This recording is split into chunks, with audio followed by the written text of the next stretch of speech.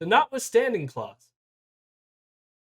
So one thing, we'll go through a bit of this, but I feel like, at least from I've seen people like posting on Twitter and stuff like this, is like missing the big picture. Seems like everyone is so concerned about the overstepping of the overstepping of democracy and stuff like this by like using the notwithstanding clause, but then ignore the fact of like what the bill was going to do in the first place, which to me is more worrying in a lot of like of course Doug Ford is going to make some authoritarian use of this arcane legislation that we're going to get to, but the actual bill was terrifying. And I guess we'll get to it. So I pulled up this article. We'll just go through some of it and sort of Can you unveil share your what's screen? yeah. I mean, there's going to be no video.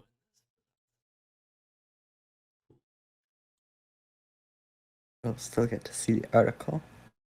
You get to stare into Doug Ford's beautiful doughy eyes. That's all I want. You can pretend he's Rob. Oh God, I don't know, I can Rob. pretend it's 2013 or 14 or whatever, and we still have Crack Mayor.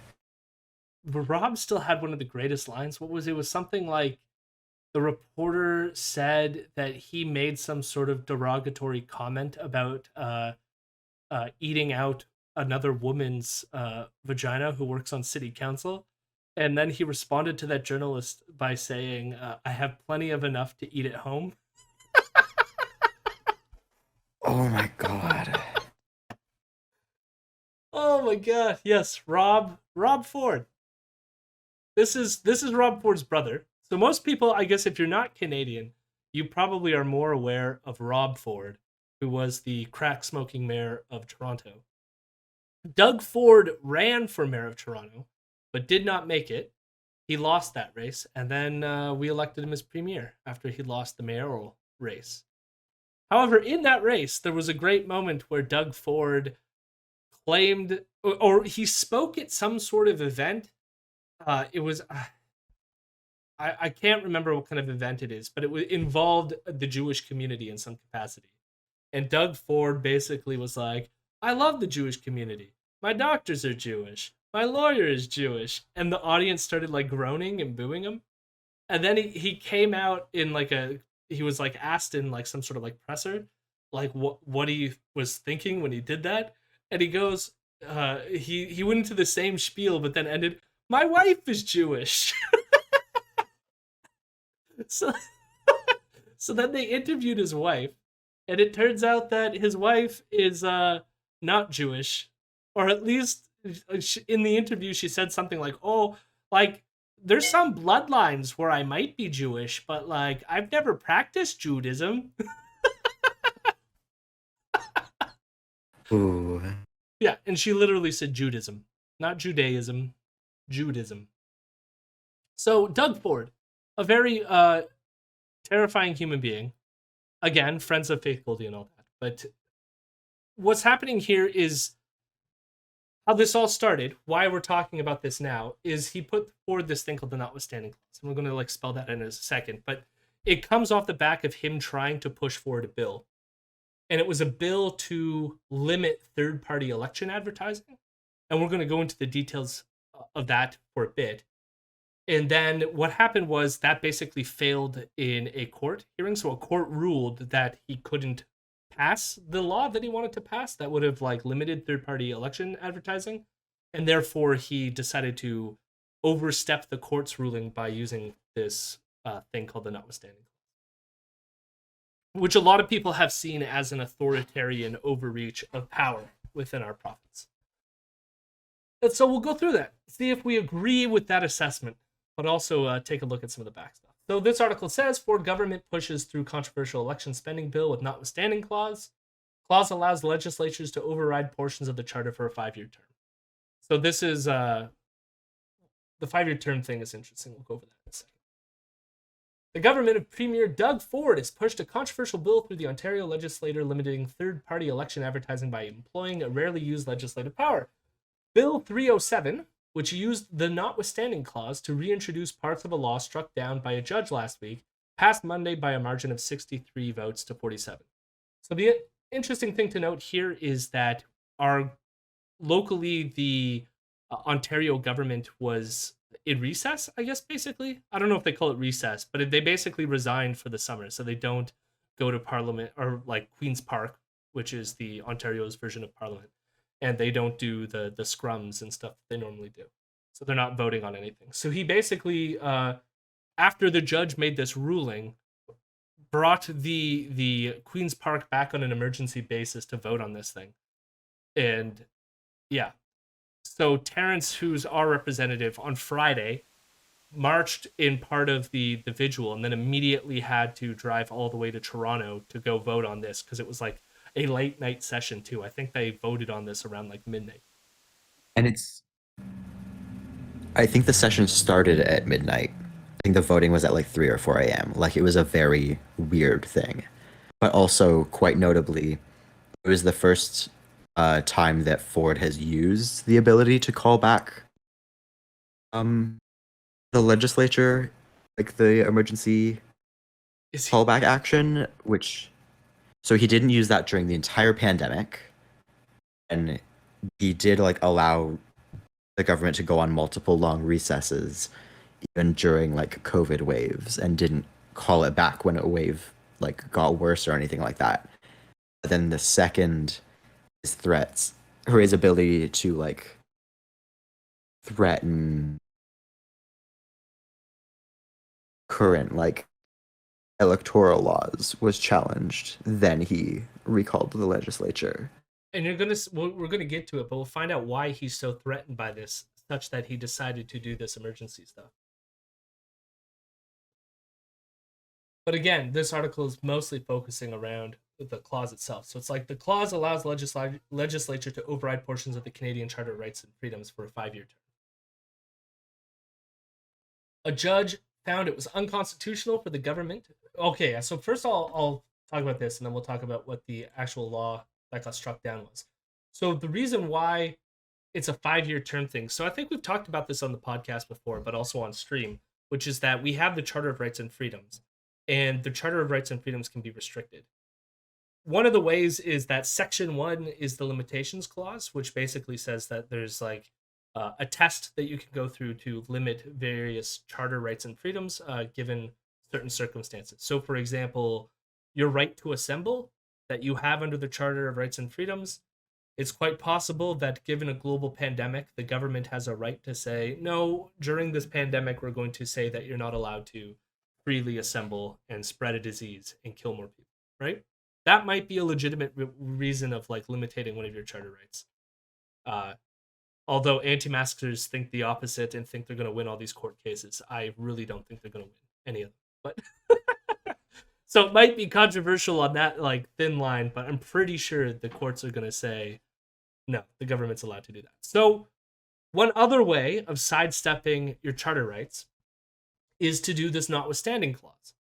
Now this was implemented because so when Pierre Trudeau was trying to push through the Charter of Rights and Freedoms and get the provinces to sign on, or get everyone to sign on, one way that he caved on an issue was that a lot of provinces didn't want to sign on because some of these provinces, in particular, I think it was like Alberta and Quebec, were worried that the federal government and the federal judges would strike down certain things that they wanted to pass, and they wanted basically a means to overstep the charter.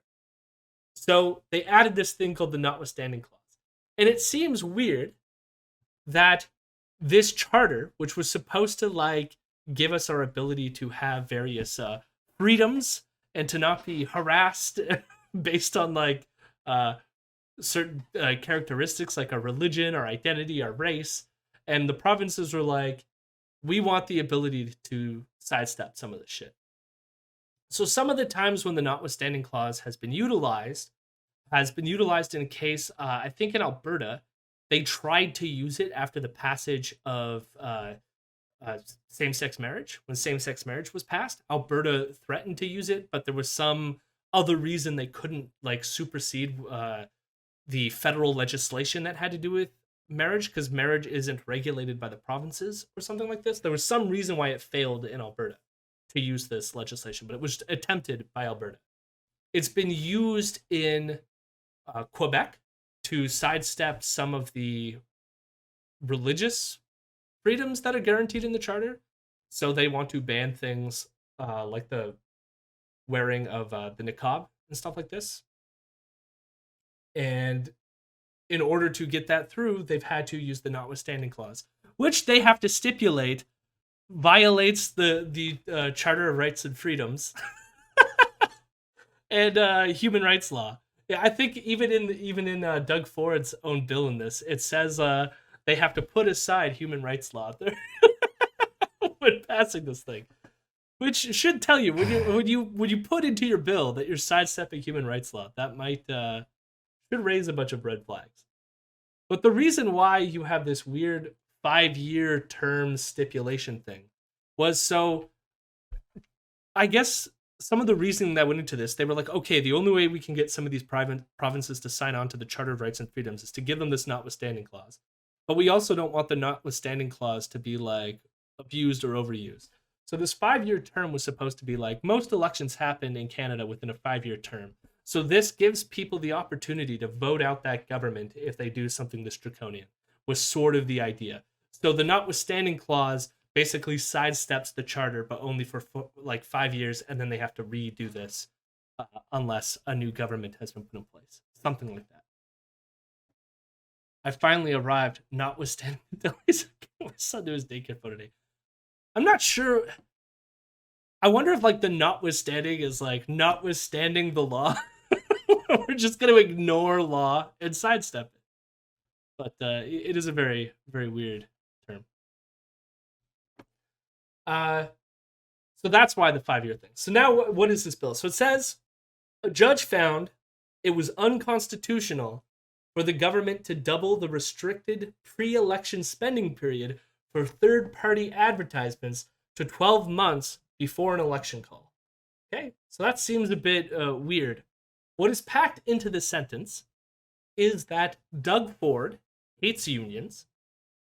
He hates the fact that unions get to spend some money in an election and criticize him. Many unions have gone on strike since he's been the premier. They've been very vocal in their hatred for his anti-union policies. And so Doug Ford, in his lowest polling of all time since he's been premier, is now freaking out that the unions are going to be able to spend a bunch of money and doesn't want that to happen. But it's worse than this. The reason why it was unconstitutional is not just because the unions are spending money. So part of the legislation will restrict the amount of money that unions can spend as third-party advertisers. And the reason why it's third-party, so like unions are not like a political party, right? So the NDP has a set amount of money that they can spend. PSAC or QP, any of the other unions and their acronyms, OPSU, right? They all have their own limits of what they can spend as third parties, and they have to register and all this fun stuff. So not only did they restrict... How many unions can we name? I got 3. That's sufficient for me. I always get some of them screwed up. ETU, Unifor, SEIU, Steelwork, yeah, CUPW, Cup W, yeah. What's the food one? CUFW? I can't remember. Either way, the thing that's Canadian Union of Food. Fuck. It's CFCW? Food Workers Union? CFWU? I can't even remember. Either way. Because it's food and sea workers. Cafeteria something. Who else we got? There's tons. There's a lot. We love our acronyms. We love our unions. Yeah. When they're shitty and unionize weapons. That's mostly LIUNA. LIUNA is probably the shittiest union because they endorsed Doug Ford in the first place. Not a great idea. So,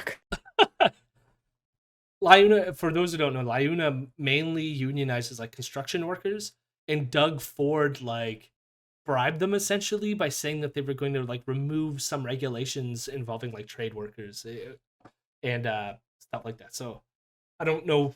I can't remember fully how that worked out. I was more like on top of that back when he got elected. But what's going on here that is like what the court struck down, because the court probably would not have cared that he reduced the amount of election spending. The court's probably like there's no violation of the charters by restricting the amount of money that third party advertisers can spend. What they were mad about, or what they said violated the charter, was this 12 months before an election call. So if you know anything about Canadian elections, it's not very clear when they're going to happen. It's hard to assess how far out 12 months is, but 12 months is a very long time to be like muzzled in speaking if you're a union and want to criticize someone. Right? That's a whole entire year of like you're restricted to only a certain amount of money, and anything that goes over that, you're now not allowed to spend any money on that or not voice your position on this. Which seems weird in terms of like in party stuff. So like they could argue like, say if a union was like, say you're a teachers union and you're mad at Doug Ford and you want to criticize him, and so you put out a thing saying like Doug Ford did X. If it's 12 months before an election call, that will count towards your election spending. Right? That sucks. Yeah. Well, it's not only and does how it, would that work? Not only does it suck, How would that work with it? Yeah. How will that work if there's a minority government? You don't know when there's going to be an election necessarily. I mean, most of it has been through like the election period. I think before then it was something like 3 to 6 months or something like beforehand, but they've doubled it to 12 months. But that's a long freaking period of time to restrict what a union can or cannot say. And so, yeah, the courts ruled that it was unconstitutional, that it violated unions' right to free expression. Is basically the ruling that came down. And then, so we go on here, it says the progressive conservative government argued the extended restriction was necessary to protect elections from outside influence.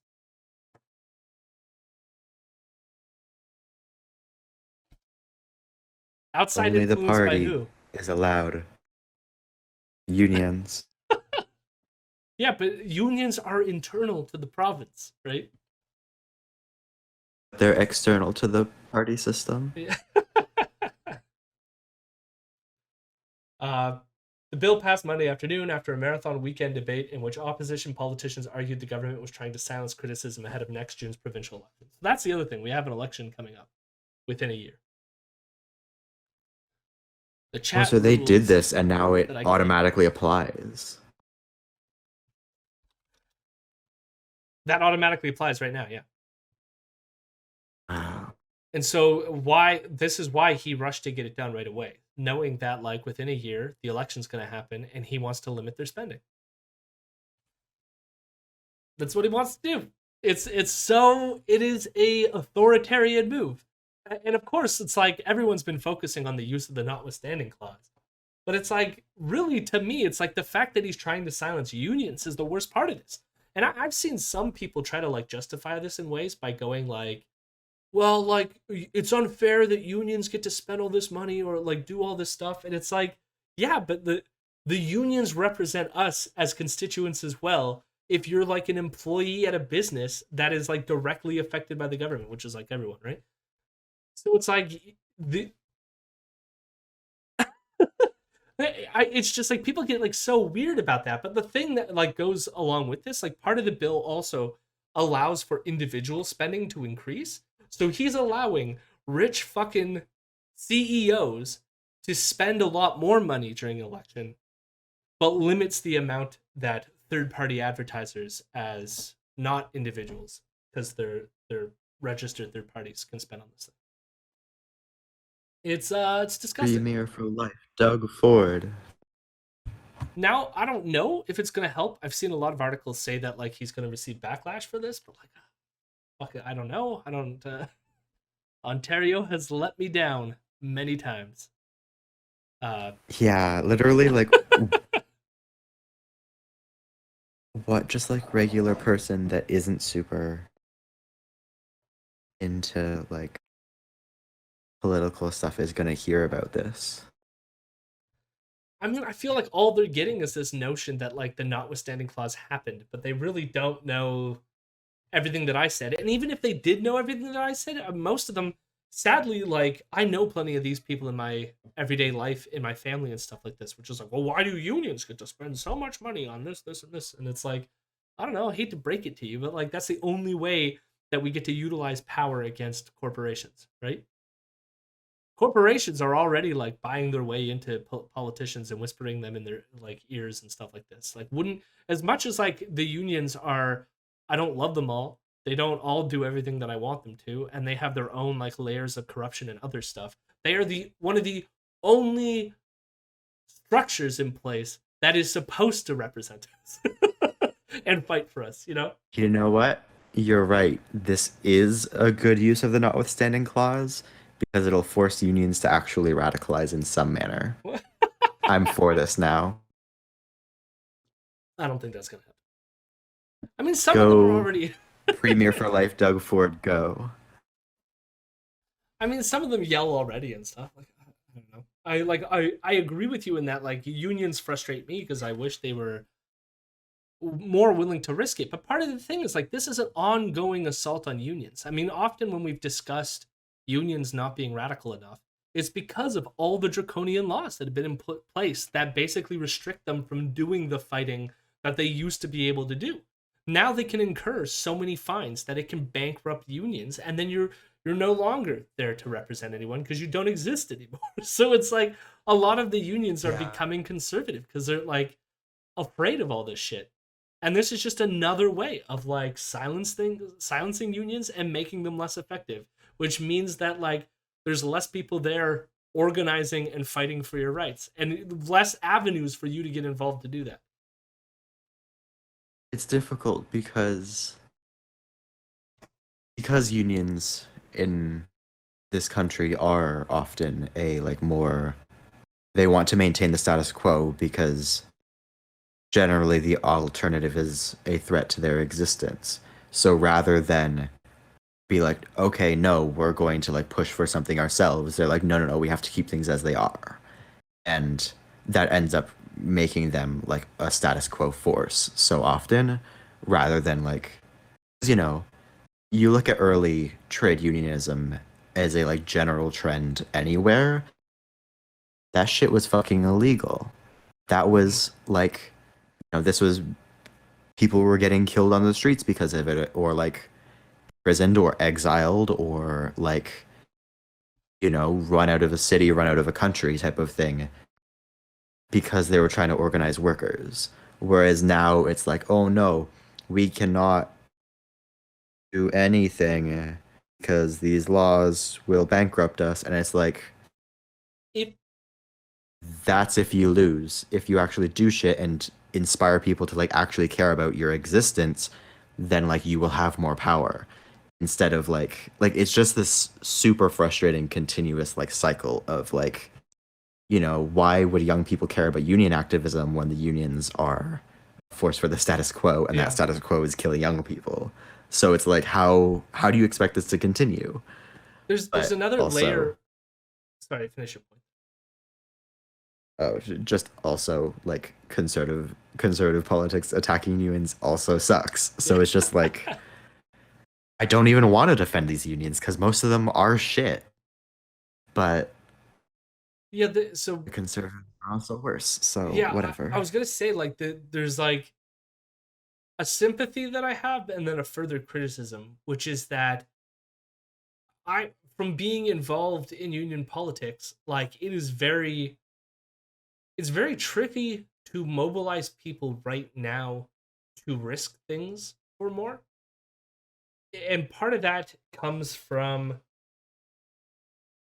how internally unions have been set up with a lot of like legislation or just like court rulings and stuff like this, where they've mashed a bunch of people together that are like uh sort of like fighting at cross purposes. So like even in my respect as a TA in the TA union, you have some people in certain fields that are way like better off than other people. So that like finding that solidarity is difficult because not everyone is going to jump on board. Most of the people in the STEM fields that get a ton of money are less willing to do anything radical and go on strike than, say, the people in the arts who are desperate and aren't getting paid at all. And so, like, it's hard to find that solidarity and build that solidarity. The flip side of that, though, so I can understand why the heads of unions aren't going or aren't immediately doing something radical, aren't risking it all because they're afraid that they don't have the solidarity behind them to actually take those kinds of risks. But the thing that frustrates me is they should be building that solidarity. They should be organizing for general strikes. They should be organizing for this shit. Instead, they've bent over and kiss the boot, and it's so frustrating. Like I understand all the positions of how it got to be the way that it is. It's just as I've tried to tell like my union president at the time, Chris Elward, it's like the tension's got to break at some point, right? Like it's going to get to a point where like this is unsustainable, and you're going to have to like go back to the old days of like when the police are shooting at us, because like that's the only way that we can achieve anything. Though they're gonna make everything else like illegal, you know, which is another reason to be ACAB, like, right? And I think you can kind of see that dynamic playing out in the US, where it's like the mine workers going on strike in Alabama are getting hit by trucks from management. The like Chicago Teachers Union and like how radical they were a couple of years ago, like, and just like going on strike because they had the power to. And it's like that's how you do anything if you want things to change at all, versus like what is currently happening, which is just like leading to a right to work type of situation and like all of those sorts of bullshit, but not actively fighting against it. It's just kind of like a passive, like, oh no, please don't do this. We're not going to do anything to stop you, but I will say maybe we'll play some TV ads for those people who still own a television. Like, I will say the one thing that they are doing, like if you want to say any like respect to the unions, is they're the ones who bankrolled fighting this legislation in the first place. So a lot of the money up front was by the Elementary Teachers Federation of Ontario. We're fighting this in court. Nice. And got up to the point where it basically got deemed unconstitutional only for Doug Ford to go ahead and pull this bullshit, right? So again, I'm always going to be critical of left-wing organizations and push back against them. I wish they were doing more, but at the same time, they are the only ones doing some things, right? So it's like, I don't know, we're put in this like hard place, right? Yeah. So it's like, I'm always going to support them when they're on strike. I'm always going to be out there supporting unionization, but I do agree with you. I wish we can light a fire under their ass. Yeah, exactly. No. If anybody in chat's part of a union, light a fire under the ass of your leadership. Yeah. Like, Hello, my rebels. Hello, my rebels. I'm a good boy.